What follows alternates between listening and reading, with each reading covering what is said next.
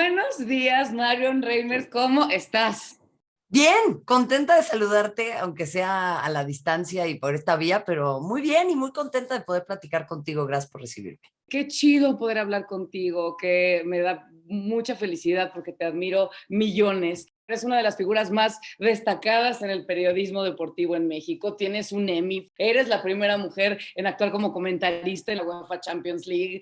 Bueno, estuviste 15 años en Fox Sports, ahora estás en TNT como analista. Tienes un libro divino que yo tengo aquí en mi casa, que si usted televidente de Zoom, no lo tiene en su casa, por favor, lo tiene que adquirir. Juega como niña, es una belleza, es una lucha siempre por estas igualdades. Y nada, ahora embajadora de la buena voluntad de la ONU, o sea, ¿qué más? ¿Qué más? Es una gozada poder hablar contigo. No, al contrario, sabes que te admiro, sabes que me encanta además que seas una persona increíblemente vocal, con tanta trayectoria, con tanta llegada, con la posibilidad de acercarte a otros grupos. Y desde acá también, o sea, toda mi admiración, todo mi cariño, todo mi respeto, porque sé que te has posicionado en la esfera pública siendo una mujer que viene de una industria en donde generalmente, y pasa también en la mía, pero mucho en la tuya, en donde, bueno, pues es mejor de repente no hablar, no incomodar, no vaya a ser que se te espante una marca,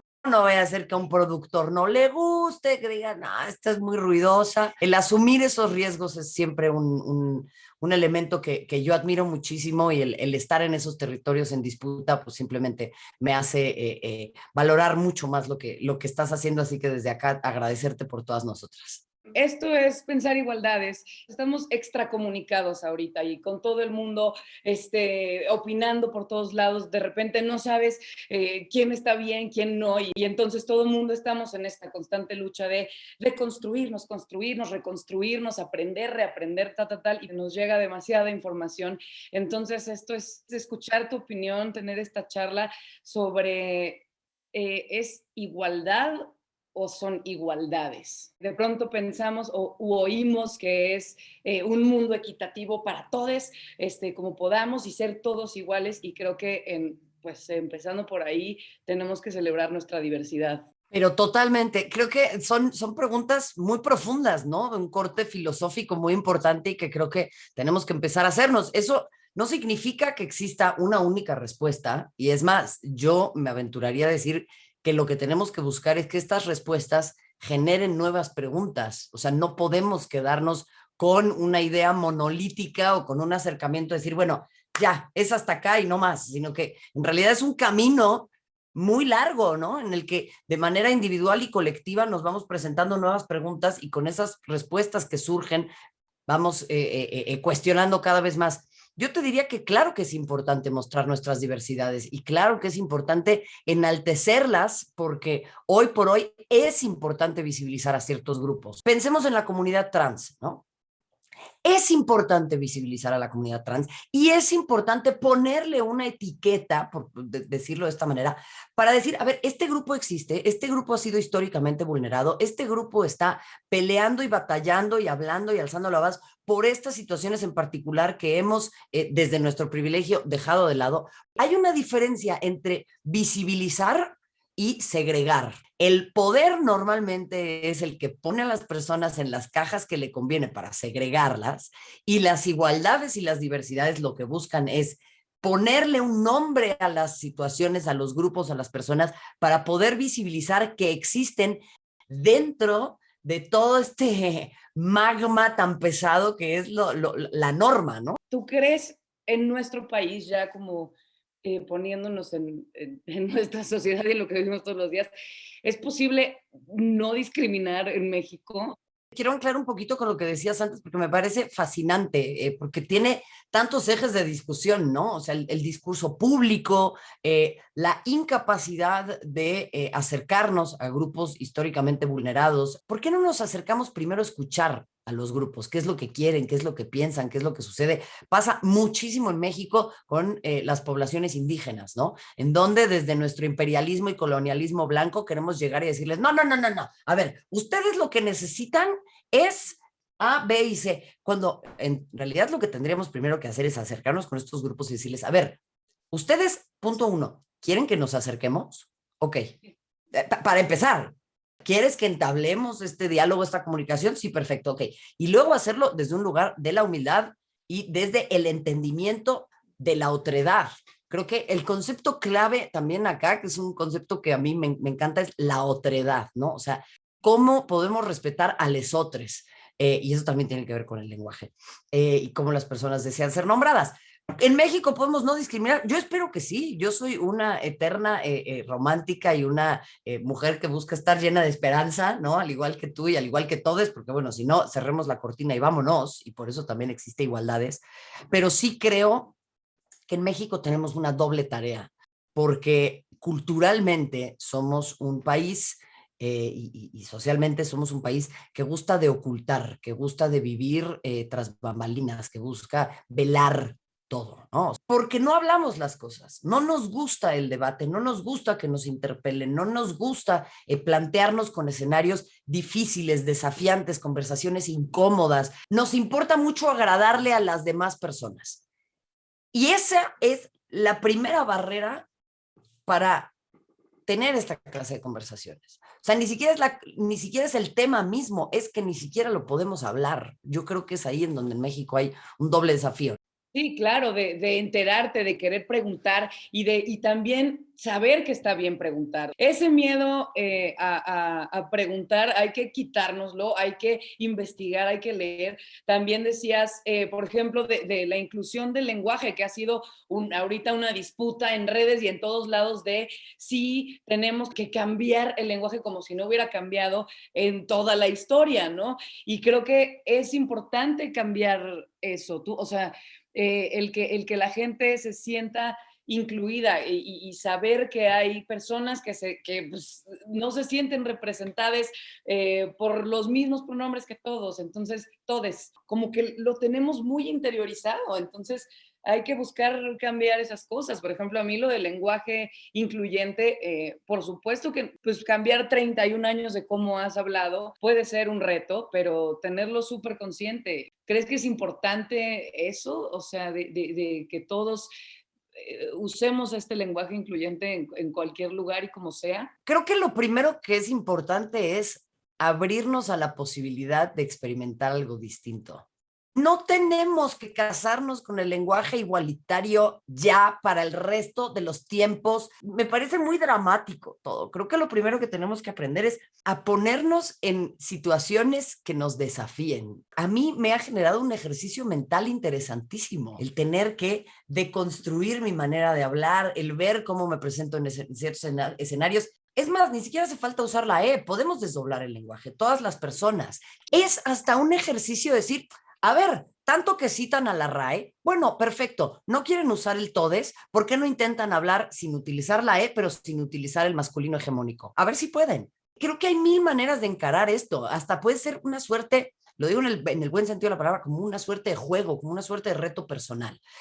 Pero en segunda instancia, y creo que esto es todavía lo más importante, me pasa mucho a mí cuando intento abogar con mis colegas de profesión porque no siga el público gritando de manera homofóbica en los estadios, ¿no? Y entonces, ay, bueno, pues es nada más una palabra, las palabras van cambiando, tienen contexto. Ah, no me digas, ¿y el todes entonces cómo es? Porque si tanto abogan porque el lenguaje cambia, pues tendrían que consultar primero con lo que están diciendo respecto del lenguaje igualitario. Pero al margen de eso, Regina, es muy tremendo darnos cuenta que las personas no están dispuestas a renunciar a una palabra en un contexto muy particular, en el que además tiene una carga de mucha masculinidad tóxica y homofobia, y las personas no están dispuestas a hacer eso en aras de poder hacer sentir mejor a un grupo muy importante de su comunidad.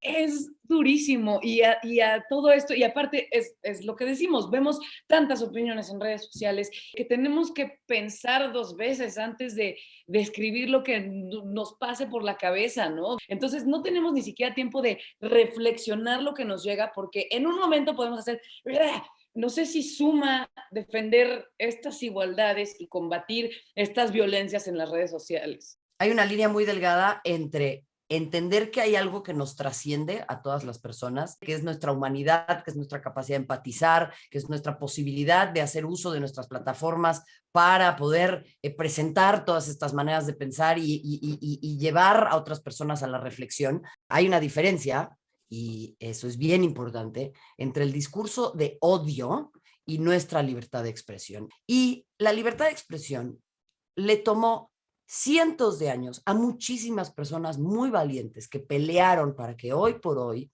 las personas que nos dedicamos al periodismo, pero en general todos los seres humanos, pudiésemos expresarnos con plena libertad de derechos. Entonces, por favor, no me vengan a pisotear la libertad de expresión, que es un derecho tan preciado y tan endeble incluso en nuestros tiempos, para justificar decir cualquier cosa, porque no se han sentado ni medio segundo a acercarse a hablar con las personas sobre las que están ejerciendo estos juicios. Justamente eso, ahorita decimos como, no, es que ya no se puede decir nada, es que ya no nos podemos reír de nada, y es al revés, yo soy la persona a la que más le gusta el humor negro, me encanta reírme de mí misma, he aprendido con los muchos años que no soy tan grande ni tan importante y que a nadie le importa lo que haga, ¿no? Entonces, justamente, si tenemos una plataforma, sea quien sea, para mandar mensajes positivos, está chido. Y hablando desde nuestro lugar de privilegio, o sea, por ejemplo, mujeres no racializadas,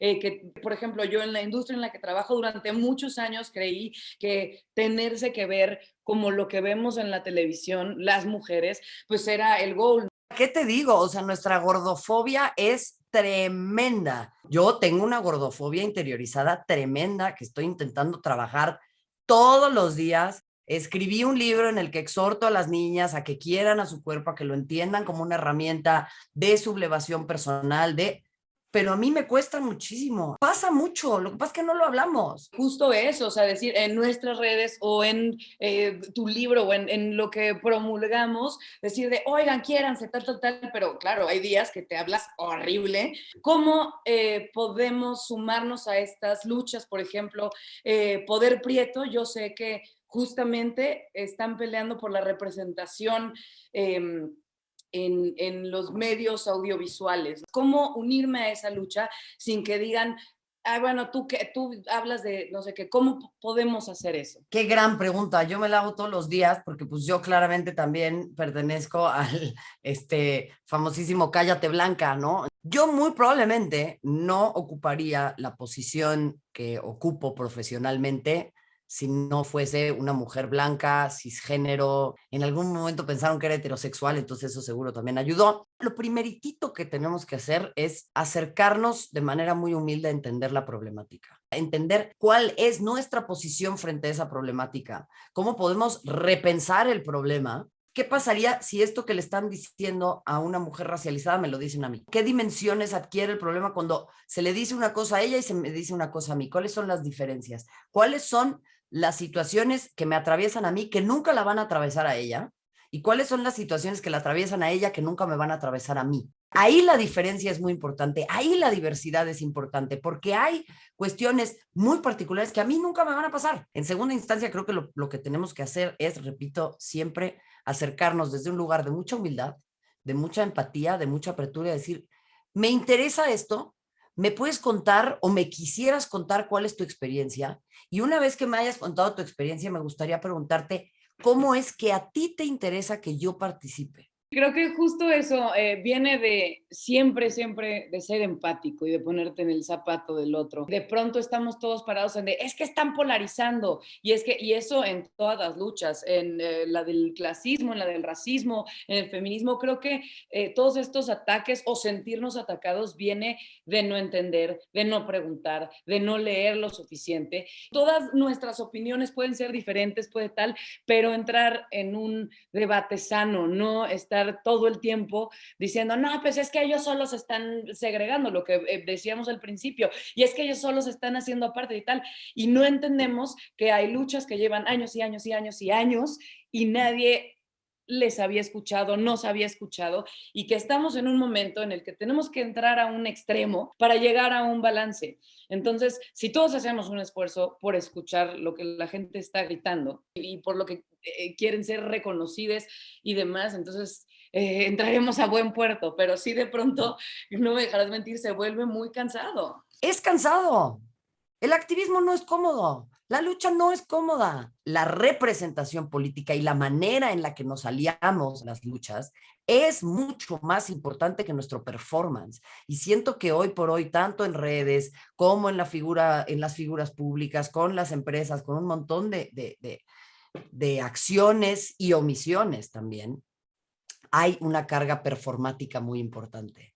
El activismo no es cómodo, el crecimiento no es cómodo, la deconstrucción no es cómoda, es un camino de dolor y es un camino muy gratificante también. Es muy bonito, pero hay que confrontarnos con nuestros propios demonios y confrontarnos con nuestros propios demonios es confrontarnos con nuestra contradicción humana. Aprendamos a navegarlas desde un lugar de empatía, desde un lugar de compasión, también con las otras personas, porque las otras personas también están aprendiendo, porque luego no falta que empieza ya la policía de la progresitud, ¿no? Para cerrar y demás, ¿tienes esperanza? O sea, lo dejaste al principio claro, pero después de tantas cosas y todo lo que hemos vivido y todo el estrés en el que vivimos y la inseguridad y la incertidumbre y demás, ¿crees que podemos construir un mundo más justo? Sin ninguna duda. Y hay veces en que también me canso y me frustro y me agoto y digo, ya, ¿para qué? Y quiero tirar la toalla. Repito, hay algo que nos trasciende, hay algo más grande. Cuando pienso en eso, me doy cuenta que nunca, jamás hemos logrado construir nada desde la individualidad. Todo lo bonito y también lo horrible que hemos construido como especie humana ha sido a través de la comunidad. Y ese sentido de comunidad es el que nos va a sacar adelante. Ese sentido de unión, ese sentido de empatía, ese sentido de compasión, de cercanía, de hermandad. Sí lo digo desde ese lugar y cuando veo personas como a ti y cuando veo a gente que hace igualdades y cuando volteo para un lado y volteo para el otro, me doy cuenta que pum, pum, pum, dentro de toda esa bruma de horror, somos medio daltóniques, ¿no? Como que nada más vemos unos ciertos colores y volteo a ver y brillan. Y entonces eso me empieza como a levantar y digo, claro, esta es mi gente, ¿no? O sea, aquí está mi comunidad y no importa si son mujeres racializadas o no racializadas, si son personas trans o no son personas trans, si son personas heterosexuales, homosexuales, bisexuales, intersexuales, cualquier cosa, son personas con las que me siento conectada a través de mi sentido de humanidad. Y ese sentido de conexión humana me conmueve y me subleva y me lleva a decir, tengo mucho más en común con estas personas que lo que nos hace diferentes. Entonces, esa trascendencia, ese sentido de unión y de comunidad y de fortaleza es lo que a mí me da muchísima esperanza y creo que ahí es en donde nos tenemos que refugiar, porque no lo vamos a hacer nosotras solas ni nosotros soles. Y esta conversación me ha llenado de ilusión, de vida, de alegría y muchísimas gracias, Marion. Eres brillante y eres una chida máxima. Al contrario, neta, neta, yo solamente aprendo y crezco gracias a personas como tú, como todas las personas que nos ven, que se toman el tiempo de escucharnos y yo creo que nunca, nunca tenemos que poner en entredicho la dignidad humana. Y ahí es hacia donde tenemos que ir y yo te agradezco infinitamente este tiempo, este espacio, la posibilidad de expresarme y que sigamos en este camino juntas con todo mi cariño, toda mi admiración para ti y obviamente para todo lo que enarbolas.